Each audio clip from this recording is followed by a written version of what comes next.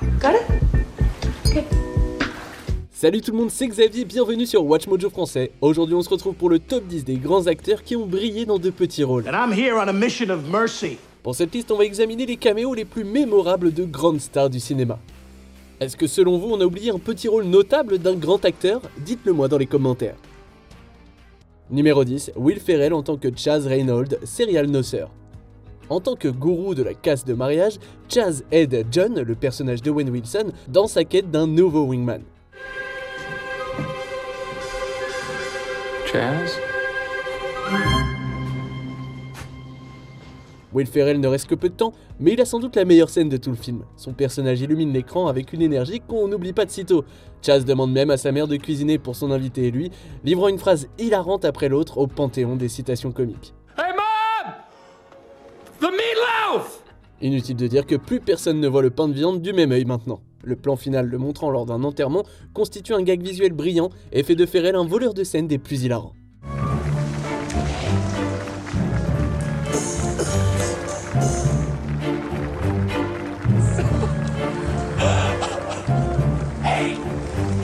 Numéro 9, Gene Hackman en tant que Harold l'aveugle, Frankenstein Jr. Ce chef-d'œuvre comique du réalisateur Mel Brooks contient de multiples références à la série de films Frankenstein d'Universal Pictures qui date des années 30. Un hommage particulier est rendu au monstre éponyme qui tombe par hasard sur la maison d'un aveugle nommé Harold. My name is Harold, and I live here all alone. What is your name? C'est le célèbre Gene Hackman qui joue le rôle du gentil personnage qui accueille le géant dans sa maison et lui offre de la nourriture. Connu surtout pour ses rôles dramatiques, Hackman se révèle être un comédien naturel avec un instinct pour les gags physiques et les dialogues pleins d'esprit. How long I've waited for the pleasure of another human being. Sometimes in our preoccupation with worldly matters. Son partenaire de scène, Peter Boyle, et lui se renvoient la balle comme s'ils formaient une équipe de vaudeville depuis des années. Don't inhale until the tip blows.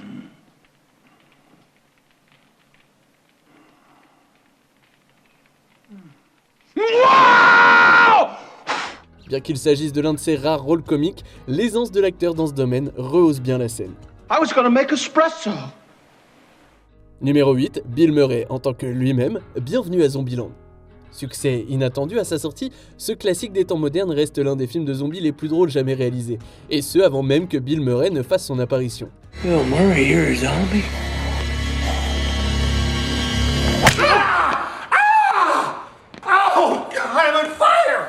En se réfugiant dans le manoir de Murray, les personnages se rendent compte qu'il est bel et bien vivant. La représentation fictive, avec une perruque d'Eddie Van Halen et maquillage ridicule, est garantie de vous faire rire. La séquence culmine avec la mort tragique de Murray, laissant place à l'une de ses meilleures répliques. So do you have any regrets? Garfield, maybe? Sa brève apparition est une satire de sa personnalité et de son statut de célébrité, ce qui permet à ce rôle de sembler parfaitement naturel. Numéro 7, Sophie Turner en tant qu'Erika, Si tu me venges. Ce drame lycéen apporte un regard neuf sur le genre et introduit quelques surprises en cours de route. L'intrigue principale concerne le partenariat improbable entre Drea et Eleanor, qui se rencontrent pour la première fois après que cette dernière a entendu parler d'un complot diabolique de la part d'Erika. How did you even get the video? I'm revealing my sources. Just feels kind of messed up. Like it's embarrassing enough that she's our age and works here. Joué par Sophie Turner, le personnage apparaît comme la méchante coincée dont tout film pour ado a besoin.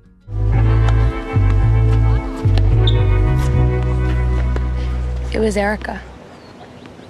The one who showed everyone that video of you. Lorsque Drea apprend la supercherie d'Erika, elle se venge d'elle de la manière la plus délectable qui soit. Cela conduit à l'expulsion d'Erika. Are you on drugs right now? I don't do cocaine! I don't even know what it looks like. I don't know what it looks like! On se serait attendu à ce que Turner la joue à la Sansa Stark, mais ce caméo révèle à quel point l'actrice est polyvalente. I love your earballs. I love them. Numéro 6, Alec Baldwin, dans le rôle de Blake, Glengarry Glen Ross. Dans l'adaptation cinématographique de sa pièce Glengarry Glen Ross, lauréate du prix Pulitzer, David Mamet fait intervenir un personnage supplémentaire nommé Blake, joué par Alec Baldwin. Blake motive les vendeurs par des déclarations fracassantes et des menaces.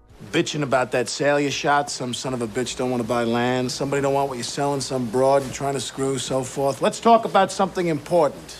Are they all here? All but one. Well, I'm going anyway. Let's talk about something important. Put that coffee down.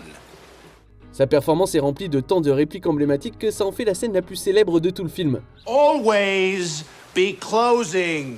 Baldwin n'est pas dupe dans son discours, se mettant ouvertement à dos ses costards jusqu'au bout. Il leur remet même quelques prix de choix pour leur capacité à vendre des biens immobiliers. As you all know, first prize is a Cadillac Eldorado. Anybody want to see second prize? Second prize, a set of steak knives. L'acteur disparaît ensuite, mais son monologue hante le reste du récit à plus d'un titre. Are you gonna take it? Are you man enough to take it? Numéro 5, Margot Robbie en tant qu'elle-même, The Big Short, le casse du siècle. Le réalisateur et co-scénariste Adam McKay avait besoin d'un moyen inventif pour expliquer la crise financière au grand public. Au lieu de l'exposition traditionnelle, le cinéaste a eu recours à quelques caméos de stars comme Margot Robbie. Here's Margot Robbie in a bubble bath. L'actrice explique des concepts difficiles avec sa personnalité vivante et son sens de l'humour naturel. Qui aurait pu imaginer une meilleure façon de discuter de sujets tels que les prêts hypothécaires à risque? So the banks started filling these bonds with riskier and riskier mortgages. Thank you, Benji. Ce regard satirique sur l'effondrement de l'immobilier de la fin des années 2000 saute à travers plusieurs cerceaux pour tenter d'expliquer l'histoire à ses spectateurs. So whenever you hear subprime, think. Et avec l'aide du commentaire pointu et pince sans rire de Robbie, ça fonctionne.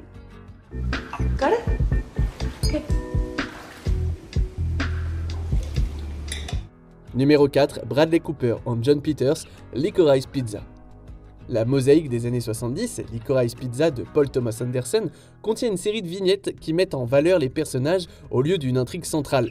L'une d'entre elles concerne les protagonistes qui se rendent chez un producteur de cinéma pour installer un lit à eau. So we're going to the movies right now and I'm on my way to pick her up, so I'm going to leave you here, but I wouldn't normally leave somebody in my house when I'm not there, but I have to because you guys are so f***ing late.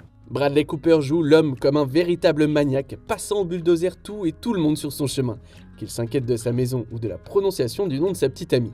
We speak the same language, so we're both from the streets. Yeah. I didn't see it before. That's wow. Peter se semble toujours être à un cheveu d'une explosion de violence.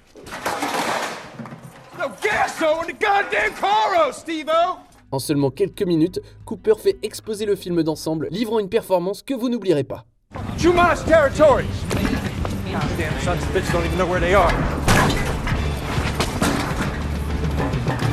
Numéro 3, Philip Seymour Hoffman en jeune joueur de craps, double mise. Sorti en 1996, ce film était le premier film de Paul Thomas Anderson et il a donné naissance à l'une des meilleures associations acteurs-réalisateurs de l'histoire du cinéma. Philip Seymour Hoffman apparaît dans le film dans le rôle d'un joueur de craps qui parle vite et se met à dos le personnage principal, joué par Philip Baker Hall.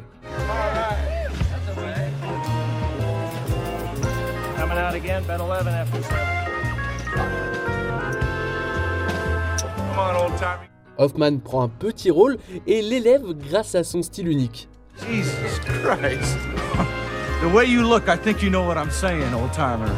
Alors que le personnage de Hall, Sidney, encaisse en silence les agressions verbales, son collègue semble monter d'un cran à chaque fois, avec un enchaînement de moments parfaitement exécutés. Hoffman ne réapparaît pas ailleurs dans le film, mais son caméo est franchement plus que suffisant. 2,000, 2,000, 100, 2,000, 2,000, 2,000, 44! Numéro 2, Christopher Walken en tant que Capitaine Coons, Pulp Fiction. Pour son deuxième long métrage, Quentin Tarantino a brillamment utilisé toute une variété de vétérans d'Hollywood dans des rôles clés. Dans cette scène particulière, Christopher Walken joue le rôle du Capitaine Coons, un vétéran chargé de transmettre une montre en or à une version plus jeune du personnage de Bruce Willis, Butch. Whoa, little man. Boy, I sure heard a bunch about you.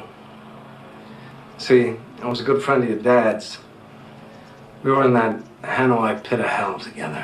Walken se lance dans un long monologue décrivant l'histoire colorée de cette montre très convoitée. This was your great-grandfather's war watch and he wore it every day he was in that war.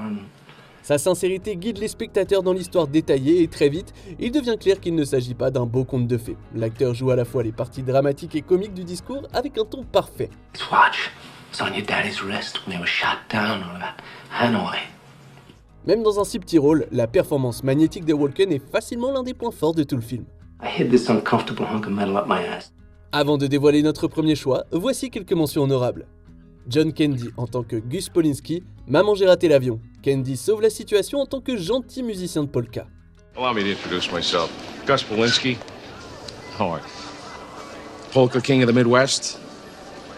Ben Affleck et Matt Damon, Jay et Bob contre-attaquent. Les deux acteurs parodient leur propre film dans un spoof hilarant. It's hunting season. Chris Farley en chauffeur d'autobus, Billy Madison. Farley se défoule dans ce classique de Adam Sandler. That Veronica Vaughn is one piece of ace. Brian Cox en tant que Robert McKee, adaptation. Cox joue le rôle d'un gourou qui donne des cours d'écriture à Nicolas Cage. People find love, people lose it. For Christ's sake, a child watches a mother beaten to death on the steps of a church. Kate Blanchett dans le rôle de Janine, Hot Fuzz. La lauréate d'un Oscar porte un masque pour jouer l'ex du héros. Actually, there's something I need to tell you. You're seeing someone else? Yes, how did you... Is it Bob? No. Does Bob look like the kind of person I'd go out with? On arrive presque à la fin. Nous publions de nouvelles vidéos chaque jour, alors avant de continuer, abonnez-vous et activez la petite cloche et les notifications sur téléphone pour ne rien rater. Numéro 1, Tom Cruise dans le rôle de Les Grossman, Tonnerre sous les tropiques. Difficile d'imaginer Tom Cruise aussi fou dans un film et encore moins dans une comédie comme celle de Ben Stiller. Il joue le rôle de Les Grossman, un directeur de studio grossier et colérique qui considère clairement ses acteurs comme jetables. Shit the money bet. Ne perdant pas son temps, Cruise crie et jure à travers certaines des tirades les plus hilarantes de l'histoire du Cinoche. Mais ce n'est que la moitié de la performance. I will massacre you. I will f you up. L'acteur a également subi une transformation physique choquante, en revêtant de prothèses pour réussir un look à l'antithèse de ce qu'il est habituellement. Et comme évidemment ça ne suffisait pas, il réapparaît pour une scène de danse géniale dans le final.